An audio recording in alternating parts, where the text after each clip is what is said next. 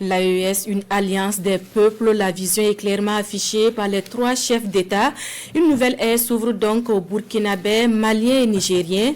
Sur cette marche engagée, nous avons recueilli les avis de quelques Ouagavillois. Quelques réactions donc avec Nongba Kouda et Jérôme Tendano.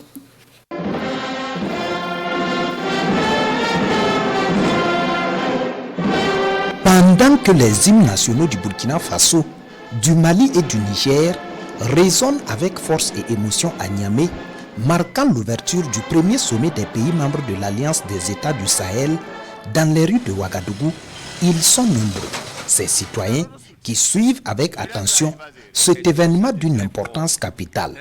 Pour certains, il faut déjà décrypter l'accueil réservé au président du Faso pour en cerner la portée. Allah Akbar. Ça là, on ne peut même pas expliquer.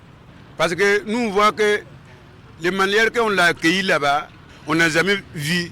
Les populations du Niger, nous ne savons même pas quoi dire.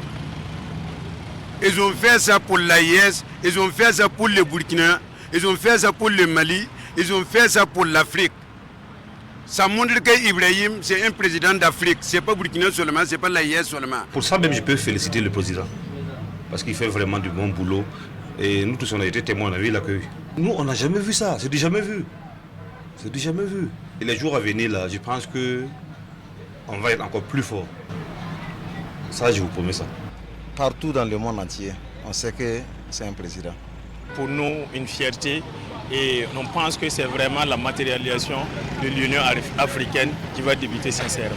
Les présidents Traoré, Goïta et Tchani posent ainsi les bases d'une véritable union entre les filles et fils de l'Afrique, estiment ces Burkinabés.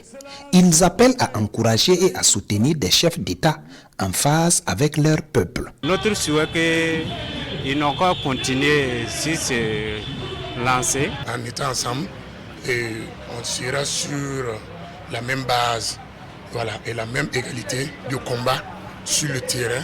L'ennemi aussi change de stratégie tous les jours, voilà. Mais en étant ensemble, on le vaincra.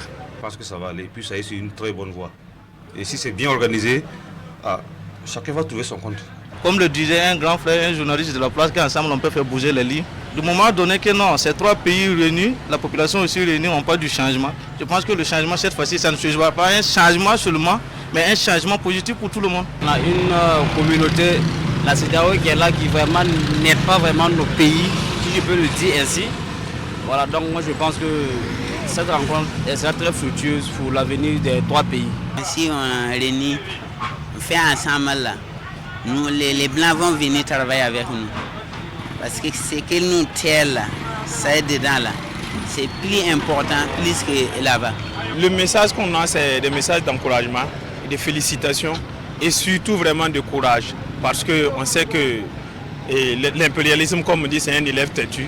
Il reviendra tôt ou tard, mais qu'il cherche qu'on est prêt aussi à être derrière les différents présidents pour combattre la colonisation jusqu'au bout. Pour ces Burkinabés, le premier sommet des chefs d'État de l'AES porte les aspirations de millions de personnes désireuses de voir naître une nouvelle ère de paix, de stabilité et de progrès pour tout le Sahel.